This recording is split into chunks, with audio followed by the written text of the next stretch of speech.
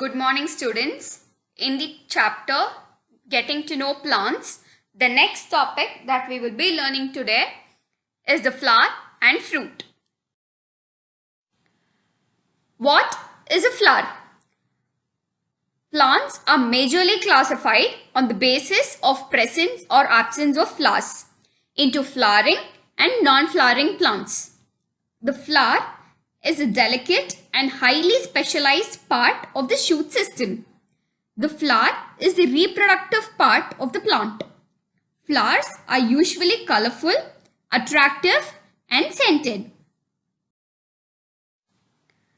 Now we shall study the parts of a flower. The complete flower typically consists of 4 parts, which is the calyx, corolla, stamen, and carpel or pistil, where stamen is the male reproductive part and the carpel or pistil is the female reproductive part. You can see the different parts of the flower in this picture. Now we will be studying about each of the part. The first part is the pedicel. Pedicel is the stalk of the flower by which the flower is attached to the stem. Just above the pedicel is the receptacle. The receptacle is the thickened, swollen part of the pedicel from which different whorls of the flower arises. The next part is the calyx. These are small leaf-like structures growing at the base of petal. They form the outermost whorl of the flower. Collectively, the sepals are known as the calyx. The main function of the calyx is to protect the flower before it blossoms. That is, it is to protect the flower in the bud stage. The next part is the epicalyx, which isn't present in all the flowers, but most of the flowers do contain the epicalyx. It is an extra whorl of green sepal-like structure which lies on the outside of the calyx. As you can see in this picture, these are the epicalyx which is present outside the calyx. The epicalyx occurs in some members of Rosaceae and most of the members of Malvaceae. Example is hibiscus. It provides protection to the calyx.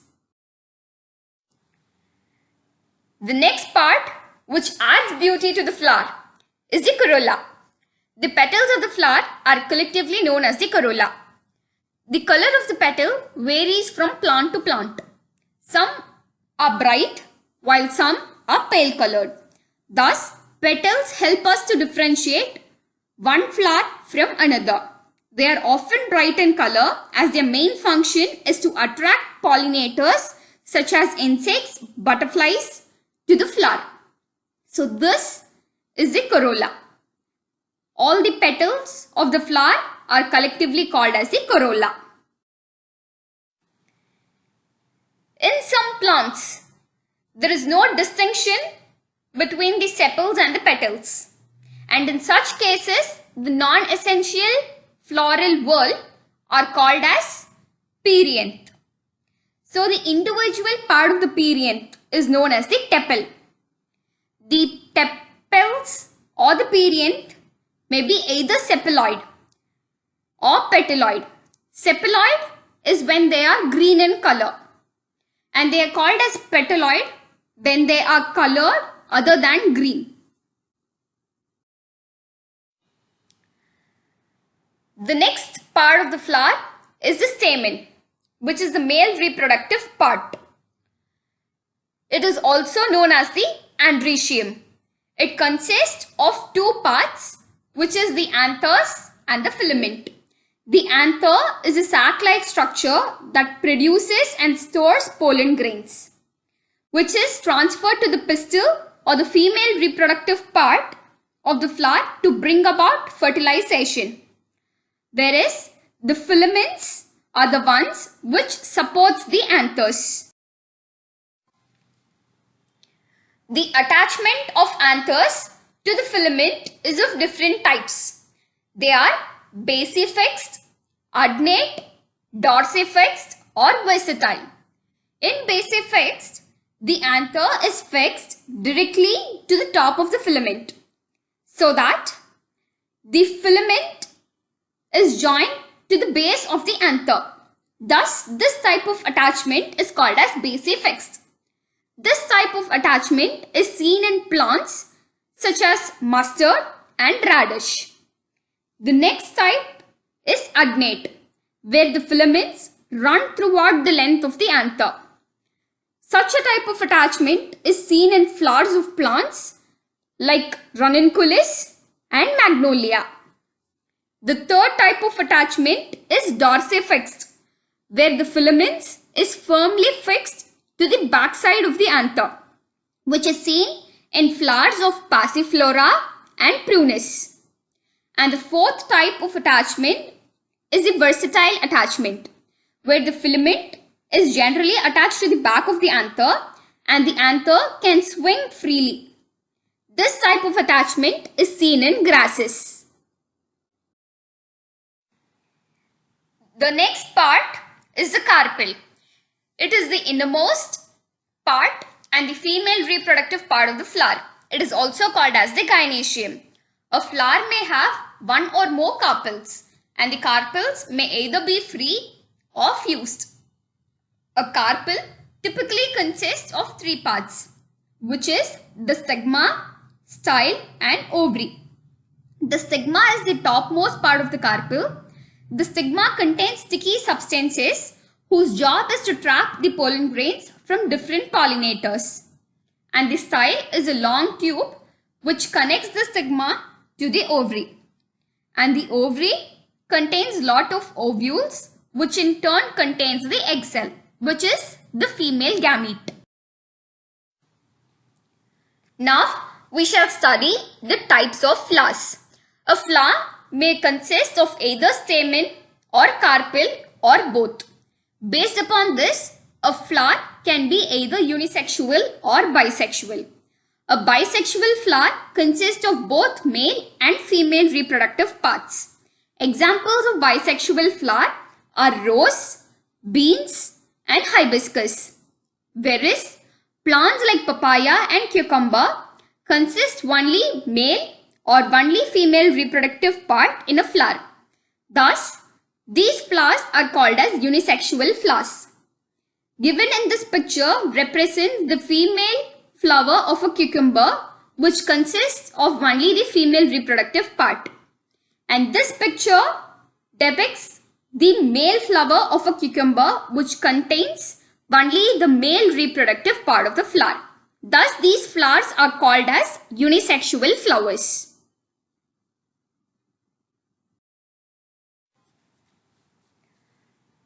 So, flowers may grow either as single flowers. In such cases, they are called as simple flowers.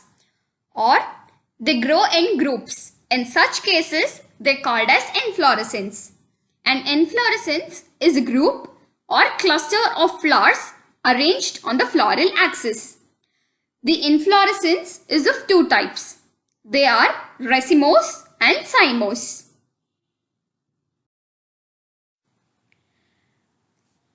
In racemose type of inflorescence, the main axis continues to grow. It does not terminate in a flower, and it gives out flowers laterally in the acropetal manner, where old flowers are arranged on the lower side and the young flowers are present on the upper side, and the growth of the inflorescence continues. Whereas in cymose type of inflorescence, the peduncle terminates in a flower.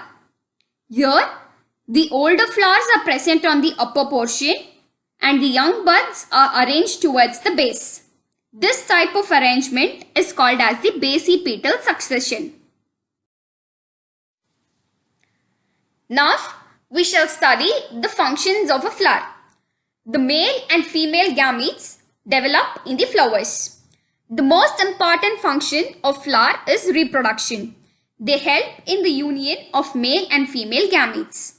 After fertilization, the ovary of the flower develops into a fruit containing seeds.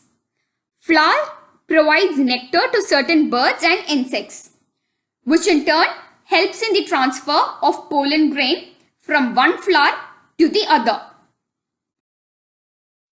So, what is pollination? Pollen grains are tiny structures that develop inside the anther.